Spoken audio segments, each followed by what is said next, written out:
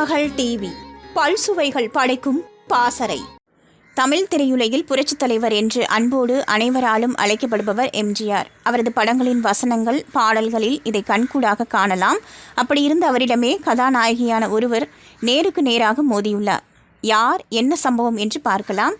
நாடோடி மன்னன் படத்தில் எம்ஜிஆருக்கும் பானுமதிக்கும் பிரச்சனையா? அப்புறம் ஏன் சரோஜா தேவியை நடிக்க வைத்தார் எம்ஜிஆர் என வாசகர் ஒருவர் பிரபல தயாரிப்பாளர் சித்ரா லக்ஷ்மணனிடம் கேட்டுள்ளார். அதற்கு அவர் சொன்ன பதில் இதுதான்.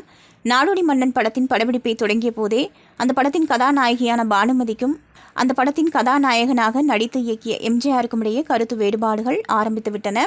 ஒரு நாள் ஒரு காட்சியை திரும்ப திரும்ப படமாக்கிய போது, இதுக்கு தான் ஒரு நல்ல டைரக்டரை போட்டு படம் எடுத்திருக்கணும், கே. சுப்பிரமணியத்தை போட்டு படமாக்கியிருந்தா இது மாதிரி பிரச்சனையெல்லாம் வந்திருக்காது என எம்ஜிஆர் முகத்துக்கு நேராகவே கூறினார்.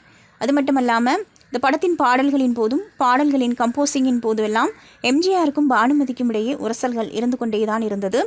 அதன் காரணமாகத்தான் இனியும் அவரோட போஷனை தொடர முடியாதுங்கிறதால அதை அப்படியே கட் பண்ணிட்டு இன்னொரு கதாநாயகியை அறிமுகப்படுத்துவது என முடிவு செய்தார் எம்ஜிஆர்.